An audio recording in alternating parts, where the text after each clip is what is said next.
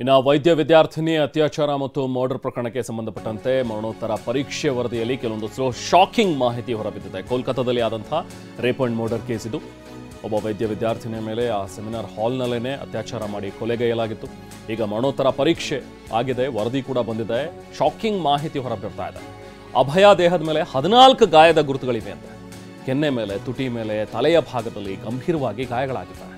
ಬಲವಾಗಿ ಕುತ್ತಿಗೆ ಹಿಸ್ಕಿರೋದ್ರಿಂದಾಗಿ ವೈದ್ಯೆಯ ಸಾವಾಗಿದೆ ಅಂತ ಹೇಳಿ ಪೋಸ್ಟ್ ಮಾರ್ಟಮ್ ರಿಪೋರ್ಟ್ನಲ್ಲಿ ಗೊತ್ತಾಗಿದೆ. ಈಗ ವೈದ್ಯೆಯ ಮೃತದೇಹದ ತುಂಬೆಲ್ಲ ರಕ್ತ ಹೆಪ್ಪುಗೊಟ್ಟಿರುವಂತಹ ಒಂದು ಕಲೆಗಳು ಕೂಡ ಪತ್ತೆಯಾಗಿದೆ ಅಂತ.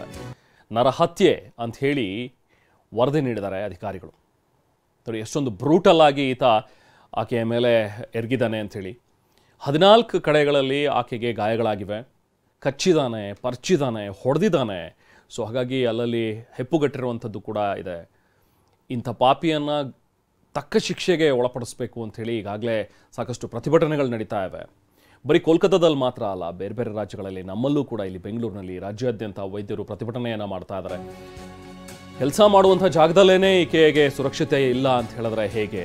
ಕೋಲ್ಕತ್ತಾ ವೈದ್ಯೆ ರೇಪ್ ಅಂಡ್ ಮರ್ಡರ್ ಪ್ರಕರಣಕ್ಕೆ ಸಂಬಂಧಪಟ್ಟಂತೆ ಸ್ವಯಂ ಪ್ರೇರಿತ ಪ್ರಕರಣವನ್ನು ಕೂಡ ಈಗ ಸುಪ್ರೀಂ ಕೋರ್ಟ್ ದಾಖಲಿಸಿಕೊಂಡಿದೆ. ಸುಪ್ರೀಂ ಕೋರ್ಟ್ ನಾಳೆ ವಿಚಾರಣೆಯನ್ನು ನಡೆಸುತ್ತೆ. ಸುಪ್ರೀಂ ಕೋರ್ಟ್ನ ಸಿಜೆಐ ಡಿ.ವೈ. ಚಂದ್ರಚೂಡ್ ನೇತೃತ್ವದ ಪೀಠದಲ್ಲಿ ವಿಚಾರಣೆ ಬರುತ್ತೆ. ಸ್ವಯಂ ಪ್ರೇರಿತವಾಗಿ ಸುಪ್ರೀಂ ಕೋರ್ಟ್ನಲ್ಲೂ ಕೂಡ ಸುಮೋಟವಾಗಿ ಕೇಸ್ ದಾಖಲಾಗಿದೆ. ಸುಪ್ರೀಂ ಕೋರ್ಟ್ನಲ್ಲೇ ಇದರ ಒಂದು ವಿಚಾರಣೆ ಕೂಡ ನಡೆಯುತ್ತೆ.